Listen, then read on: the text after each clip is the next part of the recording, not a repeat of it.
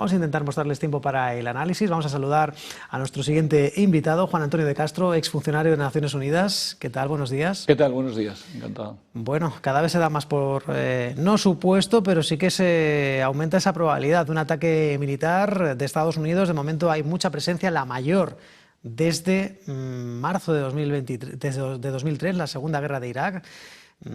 Esto es como para preocuparnos, como para pensar que se está tramando algo muy fuerte, muy feo en Oriente Medio. Yo creo que estamos al borde de algo muy feo. El problema es que siempre hemos pensado que se ha hecho desde un punto de vista geoestratégico, geopolítico, para amenazar, para conseguir una mejor negociación con Irán.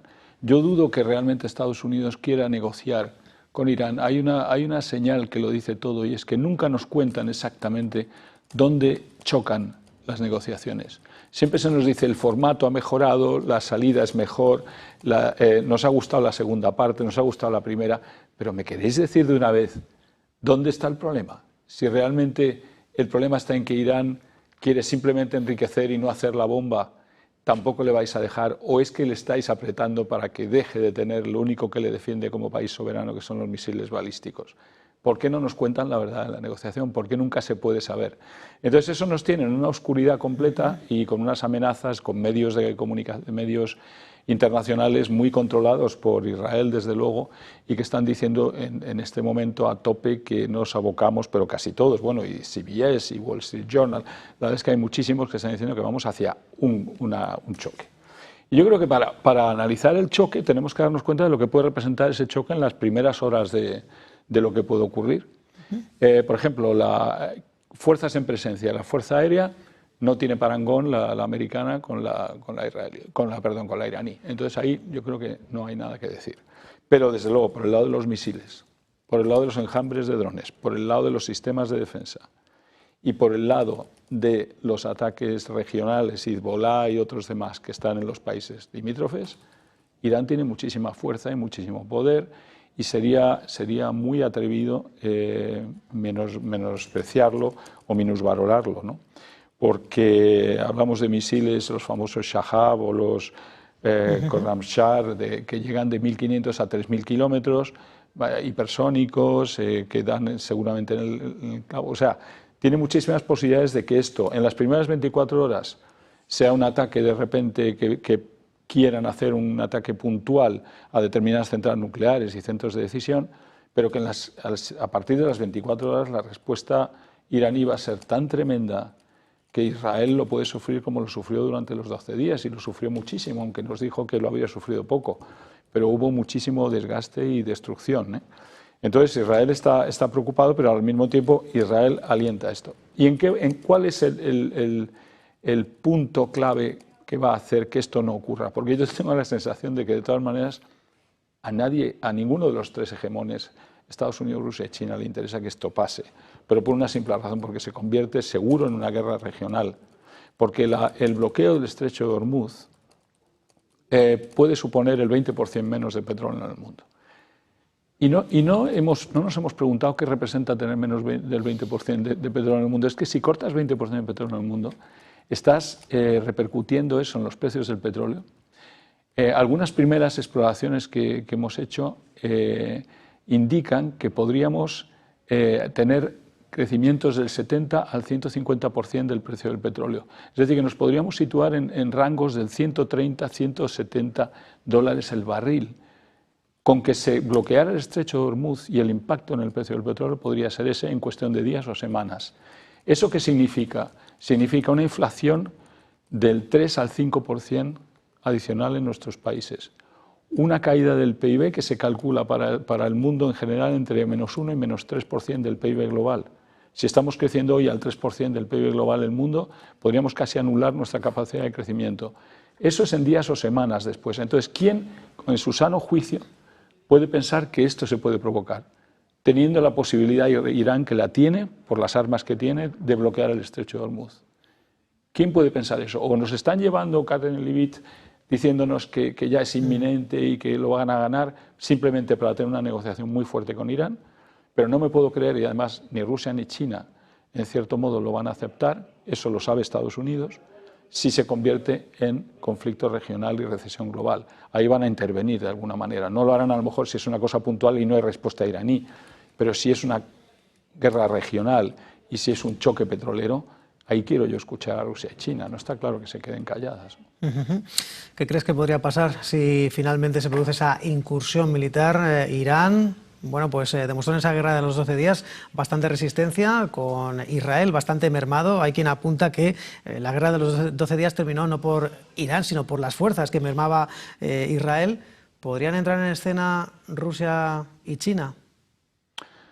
A ver, aquí... ¿Apoyarla, al menos sí, bajo en la sombra? Yo he defendido siempre a Israel al principio cuando el ataque terrorista, aquel despreciable y asqueroso que cometieron los de Hamás, y la reacción que tuvo Israel pues era dentro de una lógica golpe por golpe. Lo que no se puede entender hoy es el empecinamiento de Israel a empujar a Estados Unidos a este conflicto regional, simplemente porque es pensar que se puede quitar a Irán del medio. Y yo creo que Israel está apretando muy fuerte a Estados Unidos. En este momento me preocupa que sea quizá el país más beligerante, el país en la oscuridad, porque se oye hablar de Estados Unidos y su gran flota. Si va hacia allá la flota es porque Israel ha pedido que vaya la flota. Y Trump está muy condicionado por el apoyo a las elecciones que le apoyó Israel en su momento y por la amistad israelí y norteamericana de toda la vida. Pero el que podría de verdad parar las cosas ahora es Israel. El que tiene en la mano el que esta guerra se pare es Israel. Y si Israel no quiere, nos puede llevar en este momento a uno de los crisis más gordas y a las recesiones globales más grandes, que todas estas discusiones que tenemos de inteligencia artificial y de todo lo que estamos hablando de economía se nos caerían en un shock tremendo. Entonces, no sé, creo que es una locura entrar en esto, porque lo que va a provocar Irán es la crisis regional, que es su única salida realmente, es su única salida, pero es el gran golpe, y ahí Rusia y China, como digo, ante la crisis global y ante Israel, amenazarían, por lo menos dirían hasta aquí, y entonces veríamos qué hacen. Por lo menos sí que se han mostrado en contra de la situación en Gaza, pidiendo que se afloje la situación sobre la región, sobre el cruce fronterizo de Rafah y sobre la situación en Cisjordania. No obstante, parece que estaba bastante más claro, siempre han estado más claras las posturas de Rusia-Ucrania, esas negociaciones en Ginebra con la mediación de Estados Unidos, que siguen encallando en un punto, pero ¿qué punto? El de la cuestión territorial. ¿A ti te sorprendió que acabaran estas dos jornadas con las posiciones exactamente la misma punto de partida? Yo creo que lo hemos hablado muchas veces, ¿no? que mientras Zelensky no acepte que tiene que ceder en el tema territorial, esta guerra no se termina. Y no se termina porque a Rusia no le importa seguir como está, al paso a paso, al crecimiento, al control regional despacio de todo el Donbass, despacito, pero lo voy consiguiendo, y no le importa esperar. Entonces, Zelensky, que está envalentonado porque todavía Europa se juega los 90.000 millones con él, piensa que puede alargar las cosas. Yo creo que estamos en un momento en que hay que provocar esa paz, hay que parar inmediatamente, pero no veo a Zelensky dedicado. Entonces, ¿qué va a ocurrir? Nos podemos ir a un escenario de statu quo en el que la región del Donbass va a empezar ya se está dinamizando. Mariupol en este momento está dinamizándose muchísimo como expansión económica y tecnológica y demás. O sea, lo que está pasando en el Donbass es que se va a convertir en una especie de franja de Gaza desarrollada si seguimos así. Estoy hablando en el medio y largo plazo. Si esto no se para, vamos a tener una Ucrania devastada por bombas y una Ucrania rusa floreciente. Eso para Europa, para Estados Unidos, para todo el mundo va a ser un choque de lo más increíble. Pero yo creo que si no quiere ceder Zelensky en esto, y tendría que ceder porque el Donbass ya está en manos rusas y no va a haber marcha atrás, si no cede en esto es prolongar la guerra y crear un cisma, digamos, entre las dos Ucranias, una destrozada y una desarrollándose a tope. Y esto no va a ser bueno para Zelensky ni para Ucrania tampoco. Creo que hay que, para desenlazar eso, hay que atacar el tema territorial y hay que aceptar las realidades. Estados Unidos no ha querido ir hasta el final contra Rusia. Europa no puede luego Zelensky tendrá que ceder. Es que si no, no nos queda otra. Y por cierto, se está celebrando esta semana en Nueva Delhi una cumbre tecnológica sobre inteligencia artificial con varios líderes de Estado, Emmanuel Macron, Pedro Sánchez, el primer ministro griego. También está el secretario general de la ONU, Antonio Guterres, que ha pedido que la inteligencia artificial está muy bien, pero que no debería de quedar en unos pocos. No sé si lo has podido seguir, si has sacado algunas conclusiones. ¿Puede cambiar los equilibrios de poder entre las grandes potencias o ser una herramienta para la diplomacia la inteligencia artificial? Bueno, yo creo que la ONU tiende mucho a decir que hay que hacer siempre un fondo para los países más pobres. Eso en cualquier tema. Y ahora en la inteligencia artificial, el fondo global para la inteligencia artificial. Bien, pero al final, bueno, veremos cuánta gente pone de dinero en eso y cuánto le llega a los países más pobres y demás. Eso es un poco la excusa de mover todo esto, ¿no? Pero lo que yo creo que se olvida Guterres es que los BRICS, los emergentes, incluso gran parte del sur global, están reaccionando muy rápidamente a la inteligencia artificial. Están avanzando a marchas forzadas. Lo decía el propio Macron esta mañana hablando de la India.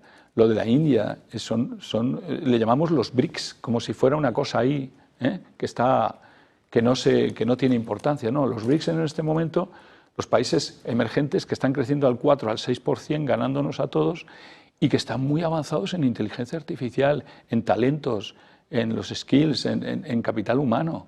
Nos están ganando, pero vamos, no quiero ya decir con España, que consideremos a los BRICS como nada cuando España no es capaz de hacer ni la quinta parte de lo que está haciendo la India, lo que está haciendo Rusia, China, lo que está haciendo Sudáfrica incluso y otros países. Se están preparando para la inteligencia artificial. Sudáfrica está ahora lanzando programas de upskilling, de subir la capacidad humana, las capacidades humanas, de absorber toda la mano de obra que en este momento está sobrante por la llegada de la inteligencia artificial. Hay que poner programas para absorber esa mano de obra sobrante, para reciclarla. Hay que crear centros de inteligencia artificial, hay que crear centros de reformas educativas. Hay que hacer un montón de cosas para poder enfrentarse. No basta con ir a la India y decir, mira lo que nos llega, os vamos a ayudar a los pobres. No, de verdad, estos ya han empezado a actuar, copiémosles. Si es que en el fondo, si el modelo BRICS funciona, clonémoslo.